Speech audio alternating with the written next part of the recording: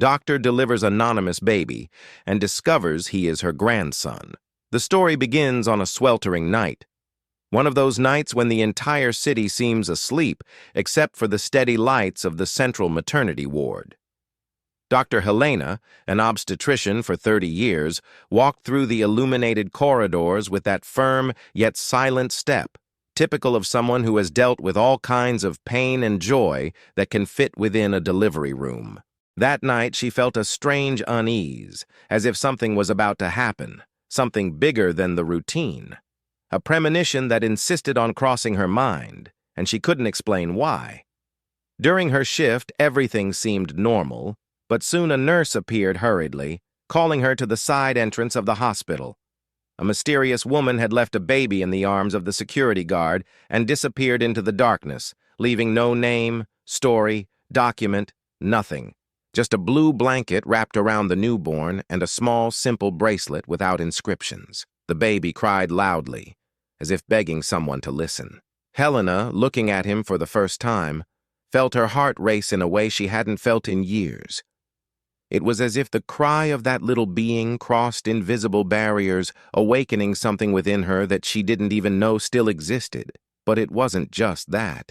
There was something different about that baby.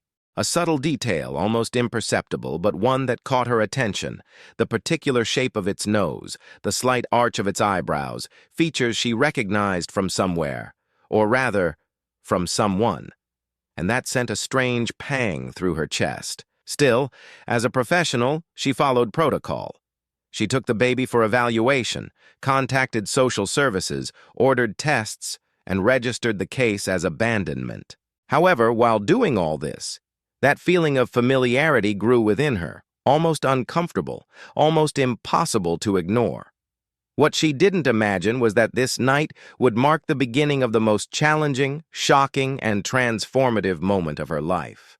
As she gently examined the baby, speaking softly to him as if she could calm him with pure intention, Helena felt a wave of memories flood her mind. Her son Daniel, whom she hadn't seen in over 4 years. The fight, the harsh words, the silence that stretched like a cold wall between them. Since the day he left home, enraged by an argument that spiraled out of control, she hadn't had any concrete news. Only rumors, scattered messages, the constant uncertainty of a mother trying to hide her longing behind her work. Helena closed her eyes for a moment, took a deep breath, and pushed away that memory. He was just an abandoned baby, she repeated to herself. There was no logical reason to connect that newborn to the adult son she hadn't seen in so many years. But the heart insists where reason tries to erase. And even trying to convince herself otherwise, that feeling wouldn't disappear. In the following days, the case of the mysterious baby consumed much of Helena's time. She attended examinations, cared closely for the baby, and observed every detail. And the more time passed, the more she noticed that the features were strangely familiar. Even the shape of the hands, small and delicate, resembled Daniel's hands when he was born. The bracelet that came with the baby, seemingly useless, began to catch her attention. It was simple, almost ordinary, but there was a slight wear, as if it had been used before. What if that object was linked to something personal? Some memory from the past? Something she had forgotten? The unease grew. The nurses commented that the doctor seemed more involved than usual. She feigned nonchalance, but the truth was different. Something was burning inside her, as if each new detail about this baby ignited a spark of mixed memories and hope, and this internal conflict began to affect her emotions in a way she could no longer hide. But the moment that would transform her doubt into a concrete suspicion happened 2 days later. During a routine checkup while cleaning the baby, Helena noticed a very specific birthmark, a small, irregularly shaped mark just above the right rib. She froze. That mark? It was identical to the mark Daniel had when he was born. A coincidence? Possibly. But coincidences like that, so precise, so particular, don't usually exist without a purpose. A shiver ran down her spine. What was supposed to be just an anonymous clinical case now took on the contours of something much deeper and more dangerous, the possibility that this baby had a direct link to the broken history of her own family. And this possibility began to grow like a seed planted deep in her mind, difficult to ignore, impossible to uproot. Determined to uncover the truth but trying to maintain her professional composure, Helena requested some genetic tests under the guise of routine, something perfectly acceptable for an unidentified baby. Her heart raced as she awaited the results. Each hour of waiting seemed endless. She tried to work normally, attend to patients, guide teams, but deep down everything revolved around the same thought. If that child was truly who she feared, or who she secretly desired, how would she cope? And what had happened to Daniel? Where was he? Why had no one ever looked for him?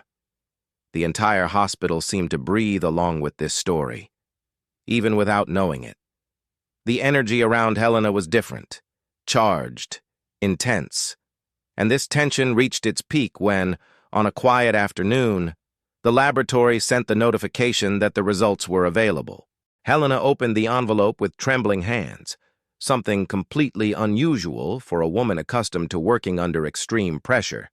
Her eyes quickly scanned the technical data until they reached the line that made her world stop. Partial genetic compatibility, compatible with direct first-degree kinship. She gasped for air for a moment. The walls around her seemed to move. It meant exactly what she suspected. The baby was related to her by blood, but not. The shock was so profound that she had to sit down. The baby she had been caring for so diligently, the baby who had been anonymously left at the hospital door, was her grandson, Daniel's son.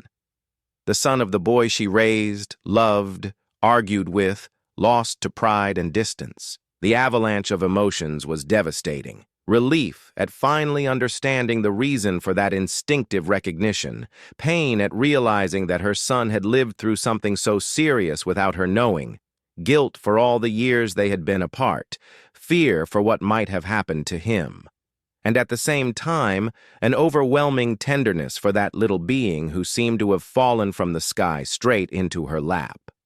From that moment on, Helena knew her life would never be the same. Now she needed to find out what had happened to Daniel. She needed to understand who the mysterious woman who left the baby was and why. She needed to answer the questions that echoed in her mind like incessant hammers. But the truth, as always, wouldn't come easily.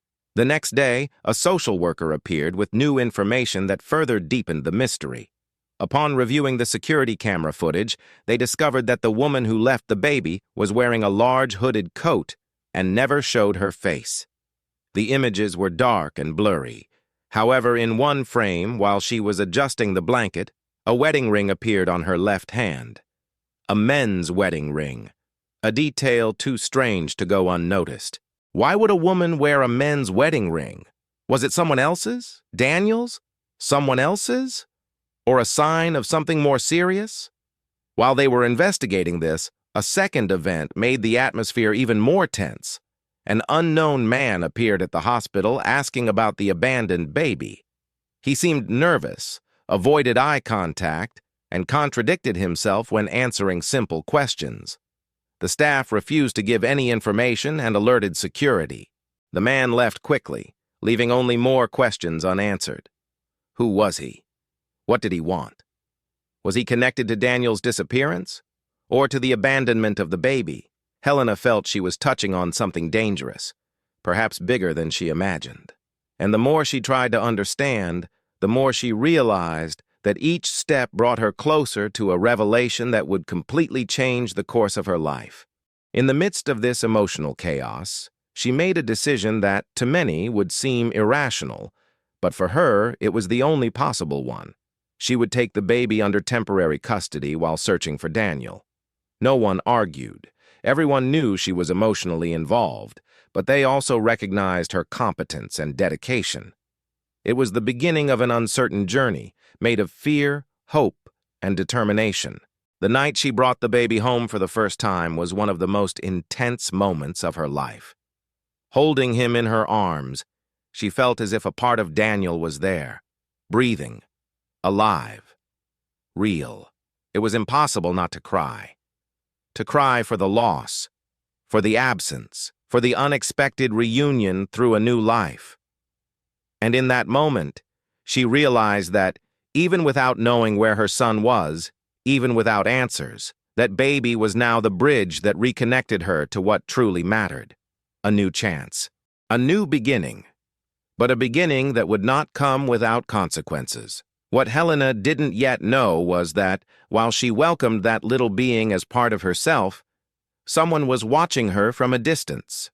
Someone who knew the truth.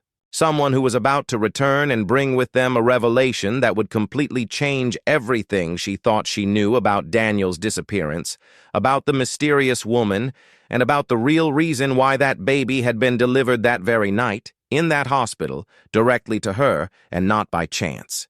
If you want a continuation of this story, leave a comment saying, "I want part 2." Don't forget to subscribe to the channel, like the video, and turn on notifications, because that really helps and encourages me to bring you even more exciting and surprising stories like this one. Want to know who really abandoned the baby? Want to find out what happened to Daniel? Then comment below.